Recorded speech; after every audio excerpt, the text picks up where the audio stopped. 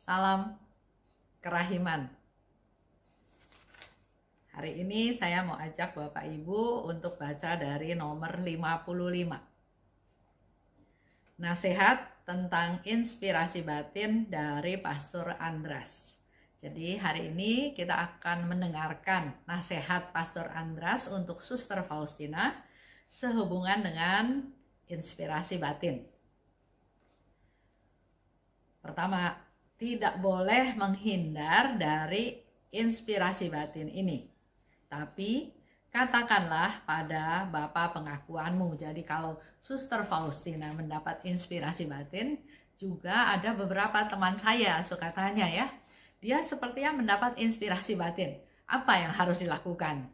Nah, saya sih selalu memberi nasihat, coba diskusikan dengan romo paroki atau ya mentor atau yang dia rasa bisa diajak ngobrol, bisa diajak memberikan pencerahan, memberikan nasihat ya. Kalau Pastor Andras, dia katakan satu, kalau inspirasi batin bermanfaat untuk jiwamu dan jiwa lain, aku mendesak suster untuk mengikutinya. Jadi kalau ada inspirasi batin berguna buat jiwamu dan buat banyak orang, segera lakukanlah. Yang kedua, kalau inspirasi batin tidak selaras dengan iman atau semangat gereja, harus langsung ditolak. Yang ketiga, kalau inspirasi batin tidak sungguh-sungguh bermanfaat bagi mereka, tidak usah ditanggapi secara serius dan kiranya akan lebih baik untuk diabaikan. Ada teman yang sharing, saya mendapat inspirasi batin. Apa yang harus saya lakukan? Contoh, misalnya pernah satu kali ada teman ya, pendoa. Dia sering berdoa. Dan tiba-tiba dia katakan bahwa dia seolah-olah mendapat mimpi atau mendapat penglihatan. Dia melihat muka salah satu saudaranya yang sudah meninggal sangat menyeramkan. Apa yang harus dia lakukan katanya gitu ya. Ya saya katakan kalau kamu ingat dia, nggak usah menganalisa apa-apa lagi, demi kepentingan dia doakan saja. Dengan kamu berdoa buat dia berarti kamu juga peduli buat orang-orang yang sudah meninggal. Dan siapapun dia, pasti dia butuh didoakan dan kamu doakan saja untuk kepentingan orang lain.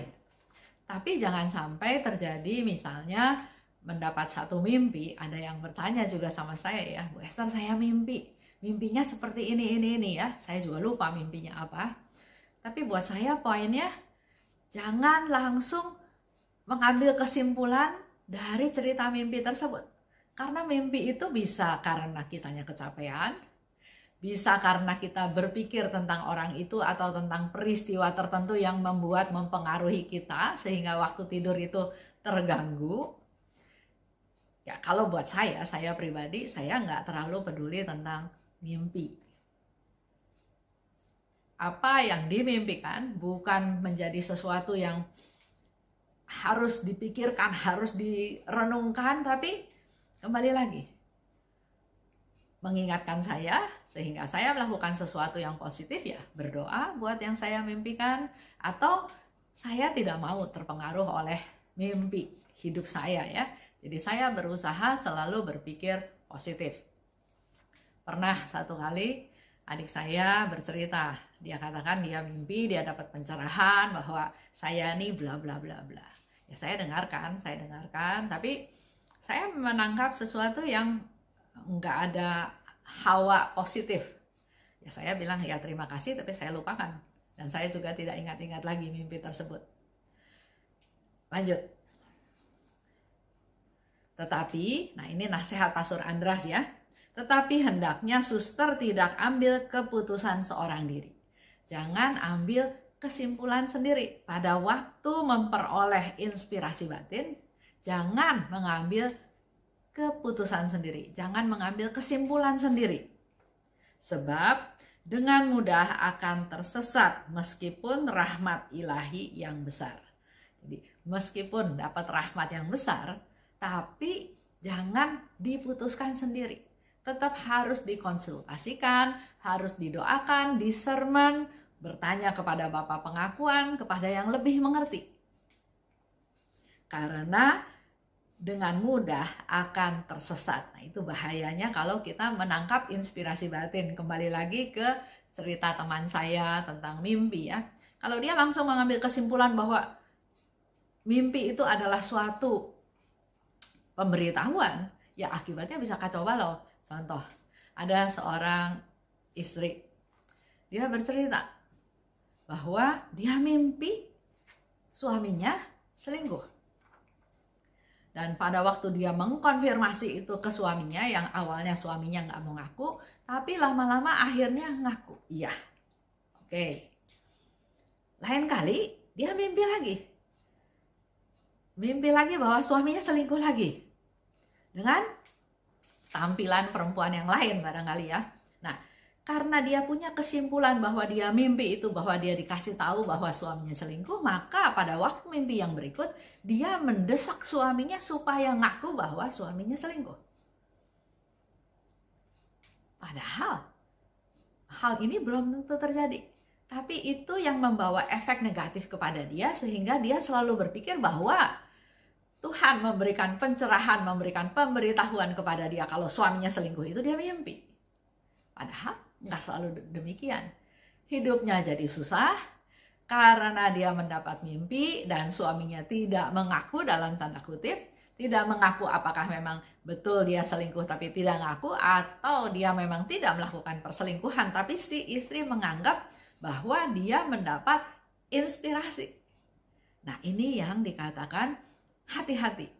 Tidak boleh dengan keputusan sendiri, karena dengan mudah akan tersesat. Rendah hatilah, dan sekali lagi rendah hatilah. Karena manusia tidak dapat berbuat sesuatu pun dari dirinya sendiri. Segala sesuatu itu murni karena rahmat Allah. Jadi kalau kita mendapat inspirasi batin, tadi sudah ada 3 pegangan ya dari arahan dari Pastor Andras. Tapi yang lebih penting juga dikatakan oleh Pastor Andras, jangan ambil keputusan sendiri. Karena dengan mudah bisa tersesat. Artinya rendah hatilah, bertanyalah, konsultasikanlah, disermon, dipelajari, direnungkan. Jangan sampai kita salah langkah. Walaupun di sini katakan sebab dengan mudah akan tersesat meskipun rahmat ilahi yang besar. Itu aja yang perlu kita pelajari dalam hidup kita, karena dengan kita semakin sering berdoa, otomatis bisa semakin semakin peka.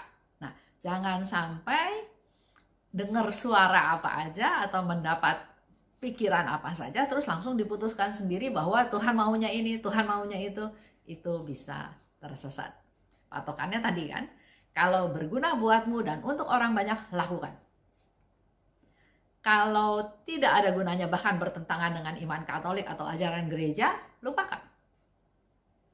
Yang ketiga, kalau tidak terlalu besar manfaatnya atau pengaruhnya, abaikan aja.